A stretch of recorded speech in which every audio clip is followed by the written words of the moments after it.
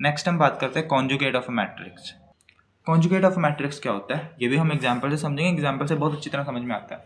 पहली बात, जो ये कॉन्जुगेट होता है ना, ये आपकी कॉम्प्लेक्स वाली मैट्रिक्स के ऊपर होता है। मतलब कि अगर मैट्रिक्स के अंदर क्या है, कॉम्प्लेक्स नंबर्स हैं। कॉम्प्लेक्स नंबर आइटा वाले होते हैं ना, आइटा वाले नंबर्स, ठीक है, आपने छोटी क्लासेस में पढ़ रखा होगा कॉम्प्लेक्स नंबर्स के ऊपर चैप्टर पूरा।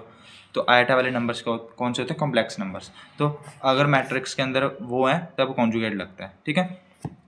तो अगर मुझे इसका कॉन्जुगेट निकालना है तो कैसे निकालेंगे, कॉन्जुगेट को हम कैसे डिनोट करते हैं, ए बार से, ठीक है। अगर ए हमारे पास कोई मैट्रिक्स है, ये 3 plus iota 3 4 iota 2 minus iota -3 iota 4 3 6 plus iota 4 plus 3 iota, ठीक है, ये हमारे पास मैट्रिक्स है। तो ए कॉन्जुगेट क्या होगा, उस मैट्रिक्स का कॉन्जुगेट क्या होगा, कुछ नहीं करना आपको। कॉन्जुगेट में क्या करना होता है, जो ये आयोटा नहीं है, ठीक है, जहाँ जहाँ आयोटा है उसके आगे का साइन बदल दो।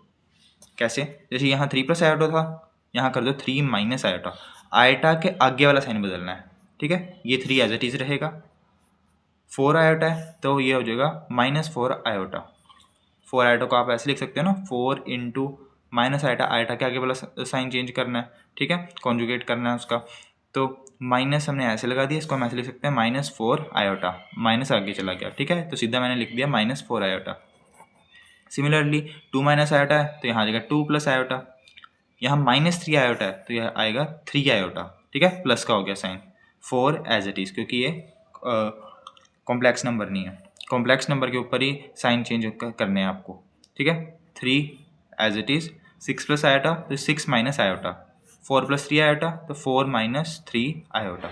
ये हो गया कॉन्जुगेट, सिंपल सी बात है, ठीक है। आयोटा जहाँ जहाँ है वहाँ साइन चेंज कर दो, वो होता है कॉन्जुगेट ऑफ मैट्रिक्स, सिंपल सी बात है। चलिए, तो कॉन्जुगेट ऑफ मैट्रिक्स क्या है, the conjugate of matrix is a new matrix, ये भी एक न्यू मैट्रिक्स है, where every single number has been replaced by its complex conjugate. Complex conjugate का मतलब साइन चेंज कर देना बस, ठीक है। मतलब कि हर एक नंबर जो मैट्रिक्स का है ना, उसके कॉम्प्लेक्स कॉन्जुगेट से हमने क्या कर दिया, रिप्लेस कर दिया नवी मैट्रिक्स में, ठीक है। जैसे 3 प्लस आयोटा था तो 3 प्लस आयोटा का जो कॉम्प्लेक्स कॉन्जुगेट होगा वो क्या होगा, 3 माइनस आयोटा। साइन चेंज करना वही है आपका कॉम्प्लेक्स कॉन्जुगेट, ठीक है। नेक्स्ट हम कॉन्जुगेट ऑफ अ मैट्रिक्स के ऊपर ही हम कुछ थ्योरम देखते हैं, ठीक है। ए बार हम कॉन्जुगेट के लिए बताते हैं कि हमने उसका कॉन्जुगेट करा है, ठीक है, ए बार।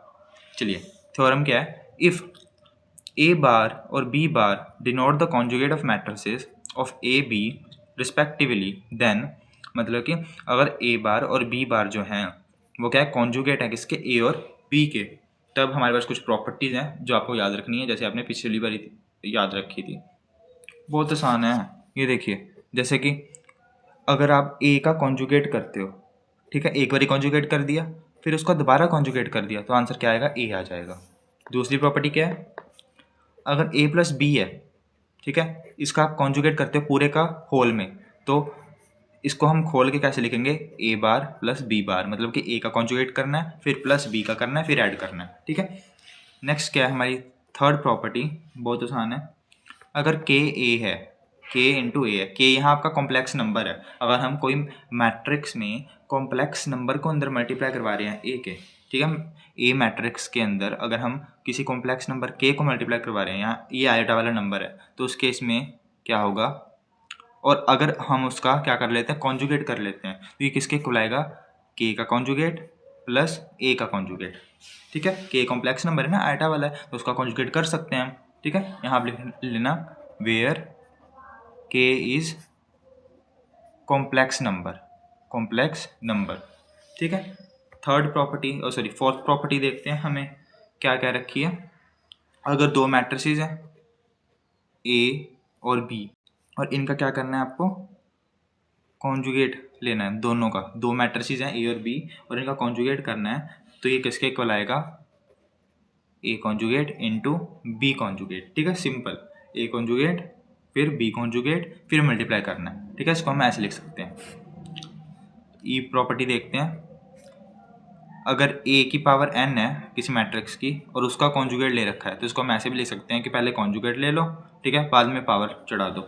यहाँ जो n है वो क्या है, पॉजिटिव इंटीजर है, ठीक है, और ए क्या है, यहाँ ए आपको याद रखना है स्केयर मैट्रिक्स है, स्केयर मैट्रिक्स, इसी तरह पीछे भी यहाँ कुछ आपको लाइंस याद रखनी पड़ेंगी। यहाँ जो के है वो क्या है, स्केलर है। के क्या है, स्केलर, ठीक है। और यहाँ एन क्या है, पॉजिटिव इंटीजर, और ए क्या है, स्केयर मैट्रिक्स, ठीक है। चलिए